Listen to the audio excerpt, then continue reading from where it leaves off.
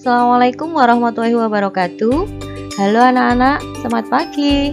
Pada video kali ini kita akan belajar IPA bab 3 pada materi suhu, kalor, dan pemuaian di kurikulum Merdeka kelas 7 bersama saya Budian dari SMP Negeri 3 Pekalongan. Next, kita akan mempelajari materi tentang suhu.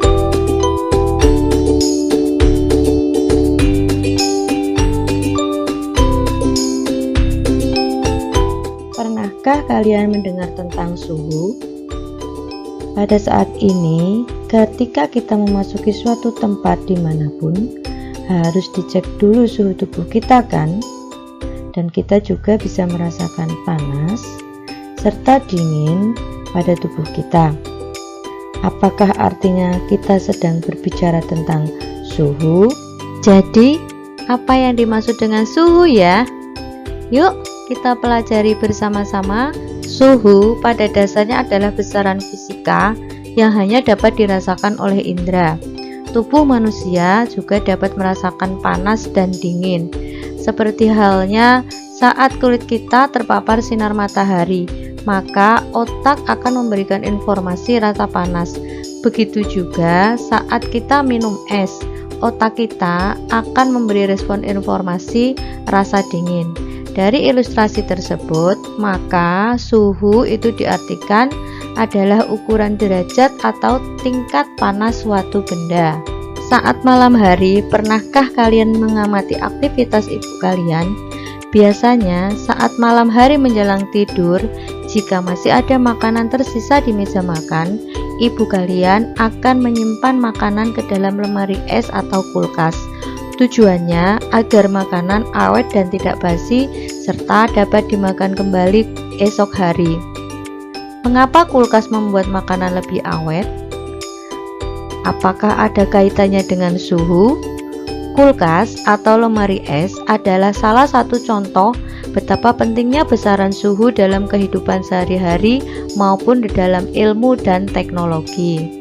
Tahukah kalian, konon bangsa Cina telah memotong es dan menyimpannya dalam ruangan pendingin sekitar tahun 1000 sebelum Masehi atau sekitar 3000 tahun yang lalu. 500 tahun kemudian, ide untuk mendinginkan dan mengawetkan makanan dilanjutkan oleh bangsa Mesir dan India dengan membuat bangunan semacam pot besar terbuat dari tanah dan pasir basah yang ditaruh di malam yang dingin untuk memproduksi air dingin di dalamnya. Teknologi mesin pendingin skala rumahan pertama kali ditemukan oleh ilmuwan dari Skotlandia yang bernama William Cullen pada tahun 1748. Kemudian diteruskan oleh Jacob Perkins pada tahun 1834 membuat lemari pendingin praktis menggunakan sistem kompresi ether dan kemudian mematenkan penemuannya. Penemuan-penemuan tentang lemari pendingin tersebut pada dasarnya menggunakan konsep menurunkan suhu pada ruangan atau lemari penyimpan sehingga serendah mungkin pada nilai tertentu. Cara yang paling banyak digunakan adalah dengan teknik evaporasi atau penguapan bahan kimia tertentu sehingga menghilangkan panas pada ruangan bagian dalam. Hal yang sama juga digunakan pada pendingin ruangan atau AC. AC dan kulkas adalah dua teknologi yang menghabiskan 20% dari total energi di dunia tiap tahunnya berdasarkan penelitian sebuah jurnal. Oleh karena itu, yuk kita sama-sama berhemat dalam penggunaan AC setiap harinya. Saat kita tidak enak badan, kita biasanya akan menempelkan tangan kita ke kening kita untuk mengetahui badan kita demam atau tidak. Demam adalah tanda yang tidak beres dalam tubuh kita. Salah satu tandanya adalah suhu tubuh kita meningkat. Terus, yang dimaksud dengan demam itu apa? Apakah ketika suhu tubuh kita panas, atau hangat, atau bahkan panas sekali? Indera kita memang dapat digunakan untuk merasakan seberapa panas tubuh kita. Namun, masing-masing indera dari satu orang dengan orang yang lain tidak sama. sehingga indera tidak dapat digunakan sebagai acuan untuk mengukur suhu. Lalu, bagaimana cara kita untuk bisa mengukur suhu tubuh dan suhu benda-benda yang lain dengan akurat?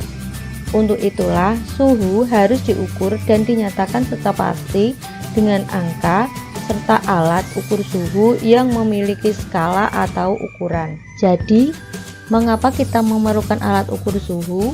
Suhu harus diukur dan dinyatakan secara pasti dengan angka menggunakan alat ukur yang memiliki skala. Salah satu contohnya adalah pada lemari pendingin atau kulkas.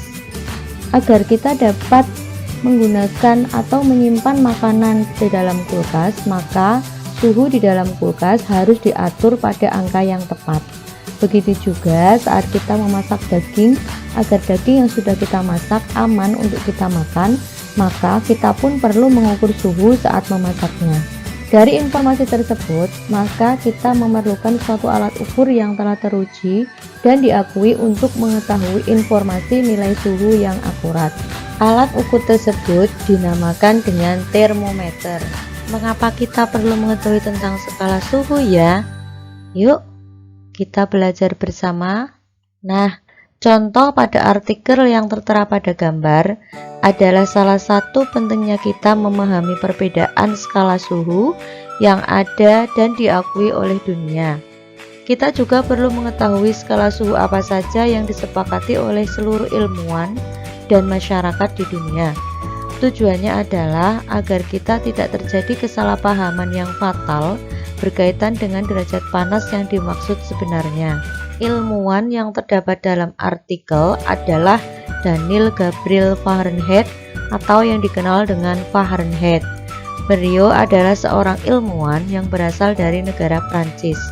Secara kultur, budaya, informasi mengenai suhu di benua Eropa disampaikan melalui skala Fahrenheit.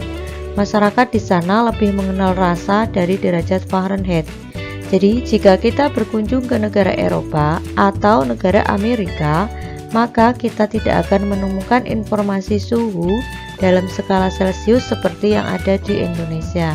Kita memerlukan ukuran pembanding atau yang dikenal dengan skala suhu. Skala suhu menunjukkan seberapa besar nilai suhu benda yang sedang diukur. Agar semua orang di seluruh dunia dapat menyimpulkan nilai suhu yang sama, maka diperlukan skala suhu secara internasional yang disepakati para ilmuwan dan diakui di seluruh dunia. Bagaimana cara menetapkan skala suhu ya? Apakah kalian ada yang tahu?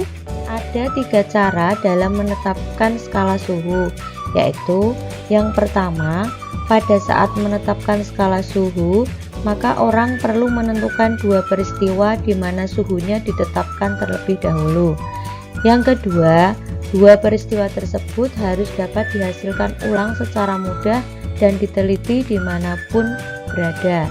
Dan yang ketiga, 2 peristiwa yang sering digunakan sebagai acuan penetapan adalah peleburan es pada tekanan normal dan air mendidih pada tekanan normal atau sama dengan satuan atmosfer.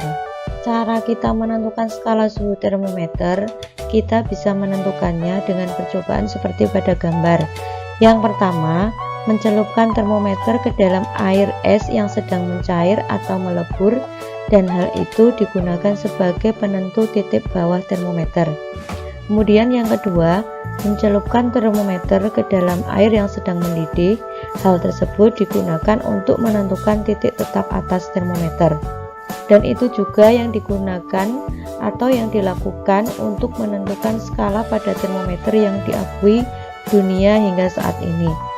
Dengan demikian, para ilmuwan seperti Celcius, Reaumur, Fahrenheit, dan Kelvin dapat menentukan skala suhu sesuai keinginan mereka masing-masing. Contohnya dapat kita lihat pada gambar 4 skala termometer yang diakui oleh dunia. Yang pertama adalah termometer Celcius. Untuk titik tetap bawahnya berada di skala 0 derajat Celcius dan titik tetap atasnya di skala 100 derajat Celcius, sehingga termometer Celcius mempunyai rentang skala 100. Yang kedua adalah termometer Fahrenheit. Untuk titik tetap bawahnya berada di skala 32 derajat Fahrenheit dan titik tetap atasnya di skala 212 Fahrenheit, sehingga termometer Fahrenheit mempunyai rentang skala 180. Yang ketiga adalah termometer Kelvin. Untuk titik tetap bawahnya berada di skala 273 Kelvin dan titik tetap atasnya di skala 373 Kelvin, sehingga termometer Kelvin mempunyai rentang skala 100. Yang keempat adalah termometer Reaumur. Untuk titik tetap bawahnya berada di skala 0 derajat Reaumur dan titik tetap atasnya di skala 80 derajat Reaumur, sehingga termometer Reaumur memiliki rentang skala 80.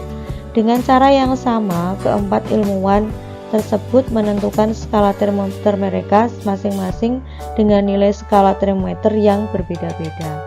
Nah, untuk video selanjutnya kita akan mempelajari tentang perbandingan konversi suhu pada termometer Celcius, Reaumur, Fahrenheit, dan Kelvin dengan rentang skala termometer mereka masing-masing.